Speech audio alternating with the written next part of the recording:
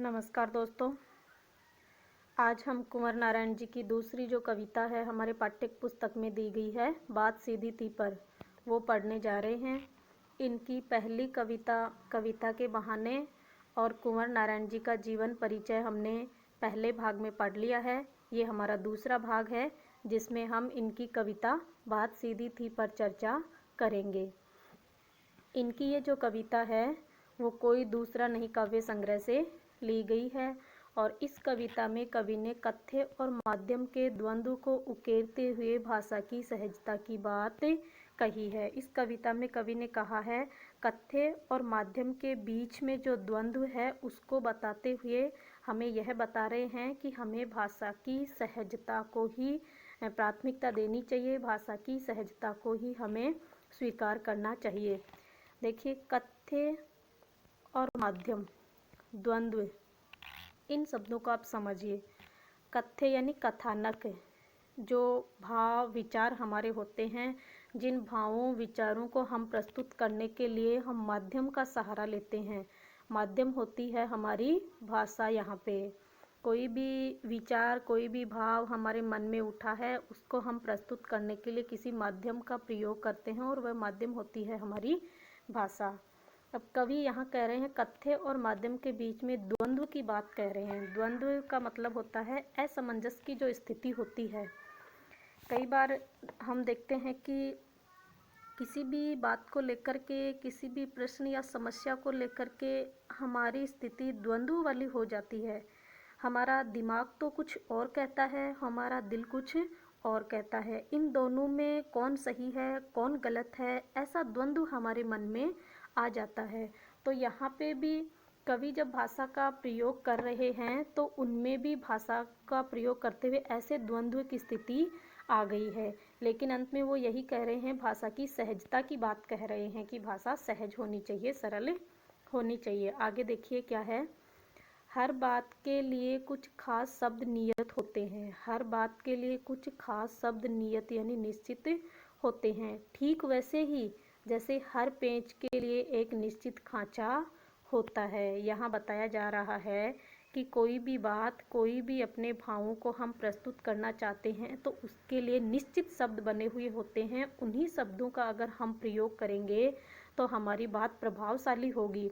ठीक वैसे ही जैसे एक निश्चित पेंच के लिए एक निश्चित खांचा बना हुआ होता है, निश्चित कील को लगाने के लिए एक निश्चित खांचा जो बना हुआ होता है, अगर हम उसी खांचे में उसी कील या पेंच को लगाएंगे जो उस खांचे के लिए बना हुआ है तो उस कील में, उस खांचे में अपने आप कसावट आ जाएगी। अगर ऐसा ही हम भाषा के साथ करेंगे तो हमारी भाषा में भी कसावट आ जाएगी। आगे देखिए क्या कह रहे हैं। अब तक जिन शब्दों को हम एक दूसरे के पर्यायवाची के रूप में जानते रहे हैं उन सब के भी अपने विशेष अर्थ होते हैं। देखिए, यहाँ कहा जा रहा है कि अब तक हम जिन शब्दों को एक दूसरे का पर्यायवाची मानते आ रहे हैं वो एक दूसरे के पर्यायवाची तो हैं, एक जैसा अर्थ तो देते हैं, लेकिन उसके साथ साथ उनके अपने विशेष अर्थ भी होते हैं। देखिए, इसको हम एक उदाहरण के द्वारा समझते हैं। जैसे हम आँख के ही पर्यायवाची ले लेते हैं। आँख के पर्यायवाची होते हैं नेत्र, लोचन, नयन। लेकिन जब हम आँख की सुंदरता में कोई पंक्ति लिखते हैं कि जैसे कि उसके नयन बहुत सुंदर हैं, अब इसी बात को हम इस तरह से लिखेंगे कि उसके नेत्र बहुत सुंदर हैं, उसके लोचन बहुत सुंदर हैं, तो वो पंक्ति उतनी प्रभावी नहीं होगी जितनी वो तब होगी जब हम उसमें आँख के लिए नयन शब्द का प्रयोग करेंगे। तो यहाँ यही है कि पर्यायवाची होते हुए भी उनका अपना विशेष अर्थ होता है। अच्छी बात या अच्छी कविता का बनना सही बात का सही शब्द से जुड़ना होता है। कवि कह रहे हैं कि अच्छी बात या अच्छी कविता अगर हम बनाना चाहते हैं तो उसके लिए हमें सही बात के लिए सही शब्दों का चुनाव करना होता है। और जब हम ऐसा करते हैं, सही बात के लिए, सही भावों के लिए सही शब्दों का चुनाव करते हैं, तब कविता बिना किसी दबाव के, बिना किसी अतिरिक्त मेहनत के अपने आप ही सहूलियत के साथ प्रस्तुत हो जाती है। जो भाव हम प्रस्तुत करना चाहते हैं, जो बात हम कहना चाहते हैं, वो बिना किसी अतिरिक्त मेहनत के, बिना किसी अतिरिक्त दबाव के सहूलियत से, आसानी से, सरलता से प्रस्तुत हो जाती है। ऐसा कब होता है? जब हम सही बात के लिए सही शब्दों का चुनाव करते हैं, सही बात के लिए सही शब्दों का जुड़ना होता है, तो जो बात हम कहना चाहते हैं वो बिना किसी मेहनत के सरलता से ही प्रस्तुत हो जाती है। ये था जो कविता है उसका परिचय हमारी पाठ्य पुस्तक में दिया गया है वो। अब हम पढ़ेंगे हमारी जो कविता पाठ्य पुस्तक में दी गई है वो पढ़ेंगे। कविता है हमारी बात सीधी थी पर।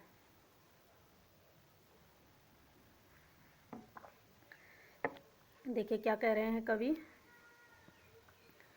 बात सीधी थी पर एक बार भाषा के चक्कर में जरा टेढ़ी फंस गई।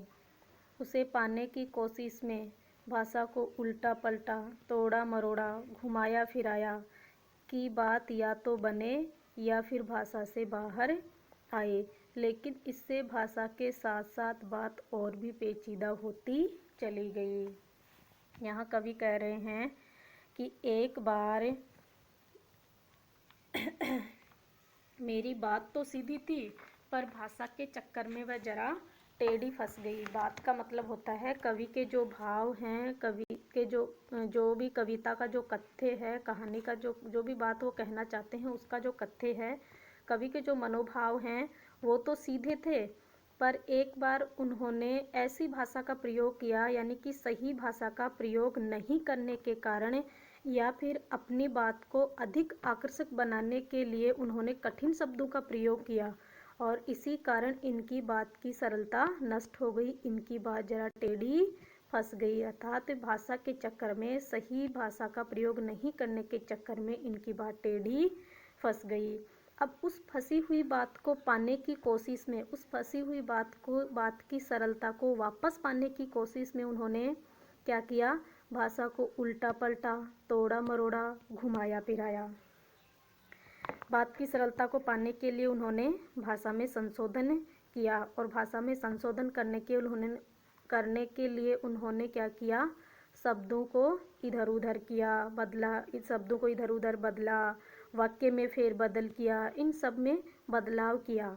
वो किस लिए किया? कि या तो बात बने या फिर भाषा से बाहर आ जाए। ऐसा करने से या तो मेरी वो बात प्रस्तुत हो जाए जो मैं प्रस्तुत करना चाहता हूँ, या फिर ये जो बात है वो भाषा से निकल करके बाहर हो जाए।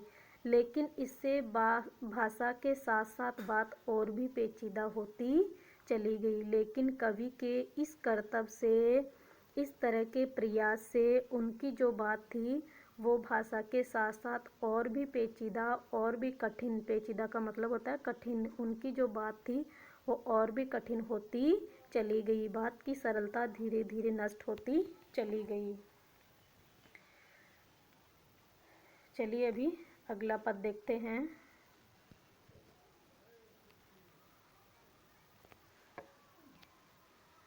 आगे कवि कह रहे हैं, सारी मुश्किल को धैर्य से समझे बिना मैं पेंच को खोलने के बजाय उसे बेतरह कसता जा रहा था, क्योंकि इस कर्तव्य पर मुझे साफ सुनाई दे रही थी तमाशबीनों की शाबाशी और वाह वाह है। क्या कह रहे हैं कवि?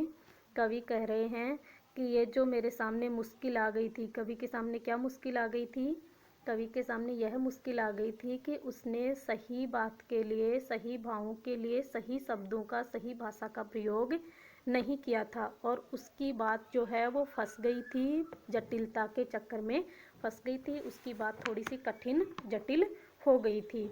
और वो बात किस वजह से कठिन हुई है, किस वजह से जटिल हुई है, इस बात को धैर्य से समझे बिना, कवि ने इस बात को धैर्य से नहीं समझा कि मेरी बात जो कठिन हो रही है उसके पीछे कारण क्या है। उस कारण को धैर्य से समझे बिना वह पेंच को खोलने के बजाय उसे बेतरह कसता जा रहा था। यहाँ कह रहे हैं कि बात को धैर्य से समझे बिना मैं पेंच को खोलने के बजाय, पेंच, यहाँ देखिए एक उदाहरण की सहायता से ये कविता स्पष्ट कर रहे हैं। बात और भाषा का जो कथानक है या बात और भाषा की जो बात है उसको वो एक उदाहरण के द्वारा यहाँ प्रस्तुत करेंगे। उदाहरण है पेंच। पेंच का मतलब होता है जो कील होती है, जो हम लकड़ी या किसी भी लोहे की वस्तु में लगा करके उसमें कसाव लाते हैं। तो यहाँ कवि कह रहे हैं कि जिस तरह से हमें एक पेंच के लिए एक निश्चित खांचा बना हुआ होता है कि इस पेंच के यह जो कील है इसी खांचे में जाएगी तो ही इसमें कसाव आएगा। अगर दूसरे खांचे में उस कील को लगाते हैं या उस खांचे में दूसरी कील लगाते हैं तो वह कील जो है वो प्रभावशाली नहीं हो पाती है, उसमें वह कसाव नहीं आ पाता है जो कसाव हम लाना चाहते हैं। तो कील और जो सांचे का उदाहरण है उसके द्वारा कवि यहाँ पे बात और भाषा को स्पष्ट करना चाहेंगे। यहाँ पेंच का मतलब है, पेंच का प्रतीकात्मक है कवि की जो बात है वो। पेंच का प्रतीक अर्थ हम यहाँ बात से लेंगे, कवि की बात। तो कवि ने बात को खोलने के बजाय, अपनी जो बात थी उसको समझने के बजाय उसे बुरी तरह कसता ही जा रहा था। और कवि ऐसा क्यों कर रहा था? क्योंकि इस कर्तव्य पर, ये जो कार्य वो कर रहा था, भाषा के लिए, बात के लिए जो अलंकृत भाषा, जो चमत्कारी भाषा, जो कठिन भाषा वो प्रयोग में ला रहा था, इस कार्य पर, इस कर्तव्य पर कवि को साफ सुनाई दे रही थी तमाश बीनू की शाबाशी और वाहवाही। कवि के इस प्रयास पर तमाशा देखने वाले लोगों की जो शाबाशी थी, जो वाहवाही थी, वो उन्हें साफ सुनाई दे रही थी। और इसी शाबाशी से भ्रमित होकर के कवि बात को और अधिक कठिन बनाता जा रहा था। समझ में आ गया होगा? आगे देखिए, यही बात कही गई है इस पैराग्राफ में कि इस काव्यांश में यही बात कही गई है कि कवि जो हैं उन्होंने जो उनकी मुश्किल थी, जो परेशानी थी, उसको धैर्य से समझा नहीं और उसको धैर्य से समझे बिना वो उस बात को और जटिल बनाते जा रहे थे और अधिक कठिन बनाते जा रहे थे। और ऐसा वो इसलिए कर रहे थे क्योंकि ऐसा कर्तव्य करने पर, ऐसा कार्य करने पर ऐसे लोगों की उन्हें शाबाशी सुनाई दे रही थी, ऐसे तमाशबीन, तमाशा देखने वाले लोगों की, जो केवल तमाशा ही देखते हैं, ऐसे लोगों की शाबाशी उन्हें सुनाई दे रही थी। कवि की भाषा पर कुछ तमाशा देखने वाले लोग शाबाशी दे रहे थे, उसकी वाहवाही कर रहे थे और इसी वजह से वो इस काम में और ज़्यादा फंसता जा रहा था। आगे देखिए,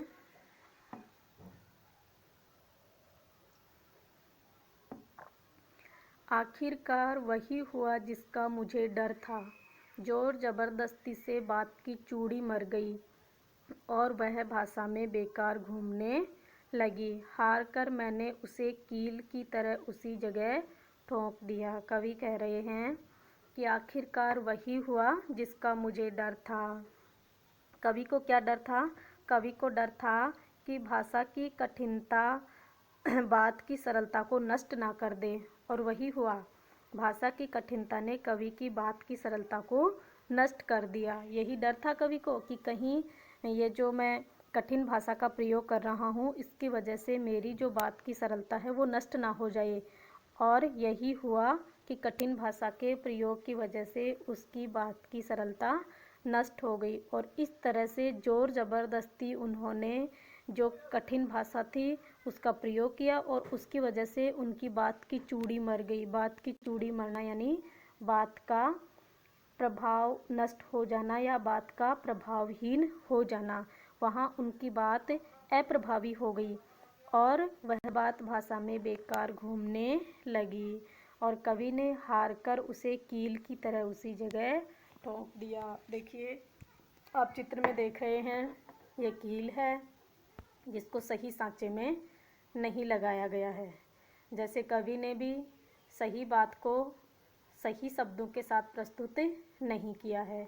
जब हम इस कील को सही सांचे में नहीं लगाएंगे तो वो उसमें उलझ जाती है और फिर हम धैर्य से ये नहीं सोचते हैं कि ये किस कारण उलझी है, इसको कैसे निकालना है, ये ना सोच करके हम उसको बस बुरी तरह कसते ही जाते हैं और फिर अंत में यह होता है कि बात जो है वो हमारे पक्ष में नहीं होती है, कील जो है वो हमारे पक्ष में नहीं रह पाती है। हम उसको ना तो ऐसी स्थिति में फंस जाते हैं कि ना तो उस कील को निकाल पाते हैं और ना उस कील को वहाँ सही तरीके से लगा पाते हैं, और ऐसी स्थिति में हम हथौड़े की सहायता से उस कील को वहीं जोर ज़बरदस्ती ठोक देते हैं। और कवि ने भी ऐसा ही किया है। कवि ने क्या किया है, हार कर जब उसकी बात की चूड़ी मर गई, जब उसकी बात प्रभावहीन हो गई, तो उसी हार कर उसने उसे कील की तरह वहीं ठोक दिया। जैसे कील को हार करके हम हथौड़े की सहायता से वहीं ठोक देते हैं, उसी तरह कवि ने भी अपनी बात को उन्हीं कठिन शब्दों के साथ वहीं प्रस्तुत कर दिया। देखिए इससे क्या हुआ, ऐसा करने से कवि ने जब ऐसा किया तो क्या हुआ, ऊपर से तो ठीक ठाक पर अंदर से न तो उसमें कसाव था और न ताकत थी। कवि ने जब इस तरह प्रयोग किया, अपनी बात के लिए ऐसे शब्दों का, ऐसी भाषा का प्रयोग किया, तो ऊपर से तो उनकी जो बात थी वो ठीक ठाक दिख रही थी, पर अंदर से उसमें न तो कसाव था और न ही उस बात में ताकत थी। अर्थात अंदर से उनकी बात प्रभावहीन हो गई थी, उसमें वो दृढ़ता नहीं थी जो दृढ़ता कवि प्रस्तुत करना चाह रहे थे। बात ने, कवि अंत में कह रहे हैं कि वह बात जो मुझसे बन नहीं पा रही थी, उसने एक शरारती बच्चे की तरह मुझसे जो बात एक शरारती बच्चे की तरह कवि से खेल रही थी, बन नहीं पा रही थी, उस बात ने एक शरारती बच्चे की तरह कवि से क्या पूछा, बात जो एक शरारती बच्चे की तरह मुझसे खेल रही थी, मुझे पसीना पोंछते देखकर पूछा, क्या तुमने भाषा को सहूलियत से बरतना कभी नहीं सीखा। यहाँ कवि कह रहे हैं कि वह बात जो मुझसे बन नहीं पा रही थी, शरारती बच्चे की तरह खेल रही थी। जिस तरह से शरारती बच्चा होता है, हमारे पकड़ में नहीं आता है, कभी इधर भागता है कभी उधर भागता है, इसी तरह कविता जो बात है वो भी कवि के पकड़ में नहीं आ रही थी, शरारती बच्चे की तरह इधर उधर जा रही थी और कवि के साथ इस तरह वो खेल खेल रही थी, और इस खेल में कवि हार गया और बात जीत गई।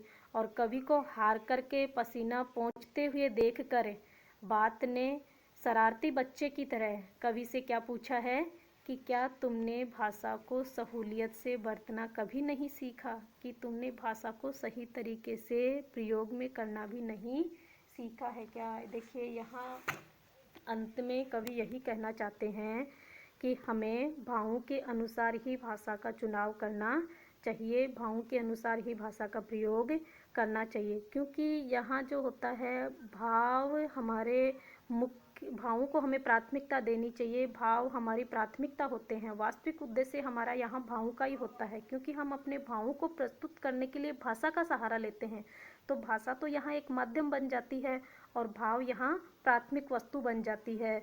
तो हमें भावों की स्पष्ट अभिव्यक्ति के लिए हमें सही भाषा को ही चुनना चाहिए। अगर ऐसा हम नहीं करेंगे तो हमारी जो भी कविता हम बनाना चाहते हैं, जो भी बात हम कहना चाहते हैं, उसकी सार्थकता नष्ट हो जाएगी, और जब उसकी सार्थकता नष्ट हो जाएगी तो उसका कहने या न कहने का कोई मतलब नहीं रहेगा। तो अंत में यही है कि हमें भावों के अनुसार ही भाषा का चुनाव करना चाहिए।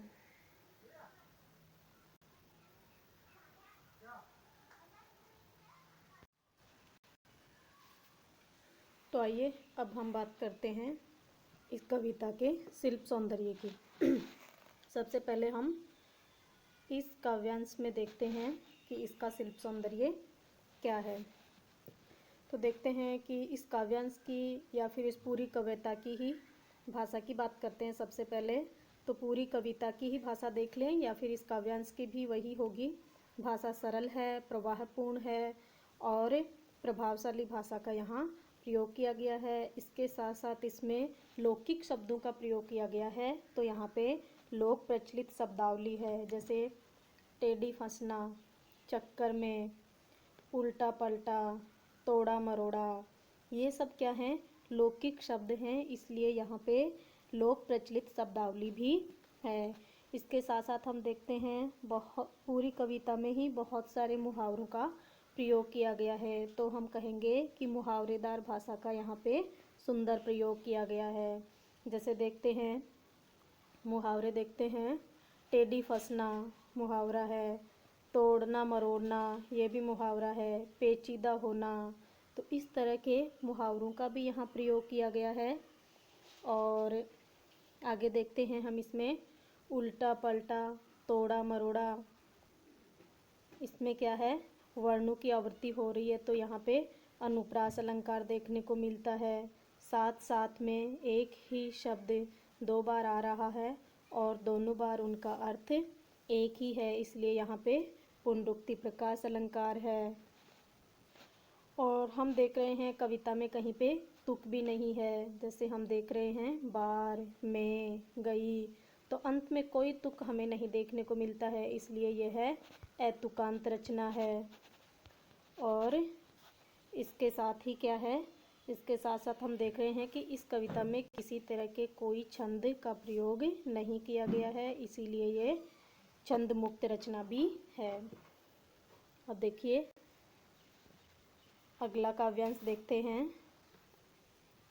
अगले काव्यांश में भी भाषा वही है, सीधी सरल सुबोध प्रवाहपूर्ण भाषा का प्रयोग किया गया है। और हम देख रहे हैं साफ सुनाई, इसमें अनुप्रास अलंकार है। और मैं पेंच को खोलने के बजाय, यहाँ हम देख रहे हैं पेंच जो है वो बात के प्रतीक के रूप में यहाँ है, तो यहाँ पे प्रतीकात्मक शैली है, पेंच को बात के प्रतीक के रूप में यहाँ प्रस्तुत किया गया है। इसके साथ साथ ये छंद मुक्त रचना है और एतुकांत है। तमाश बीनो, शाबाशी, ये उर्दू के शब्दों का यहाँ प्रयोग किया गया है। आगे देखिए, इसमें हम देखते हैं भाषा वही होगी, सरल सुबोध प्रवाहपूर्ण भाषा है। और उसके साथ साथ हम देख रहे हैं बात की चूड़ी मरना, मुहावरे का प्रयोग किया गया है। और इसमें प्रतीकात्मक शैली का प्रयोग किया गया है। और वही अतुकांत रचना है, किसी तरह का तुक इसमें देखने को नहीं मिल रहा है। इसके साथ साथ छंद मुक्त रचना भी है।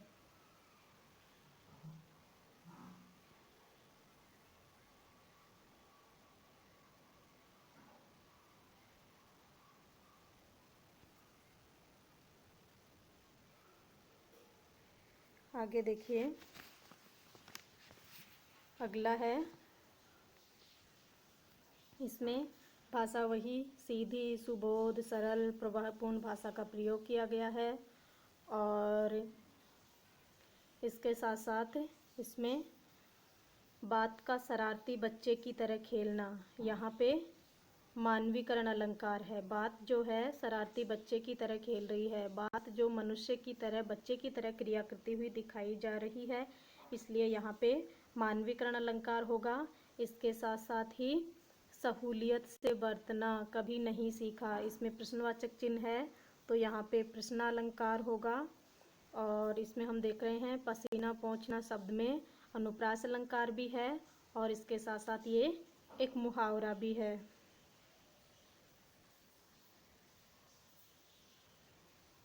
तो इस तरह से ना इसमें तुक है, इसलिए ये तुकांत रचना भी है, किसी तरह के छंद का प्रयोग नहीं किया गया है, इसलिए छंद मुक्त रचना है। ये हो गई इस कविता के शिल्प सौंदर्य की विशेषताएं। उम्मीद है आपको कविता का भावार्थ, कविता का शिल्प सौंदर्य समझ में आया होगा। धन्यवाद।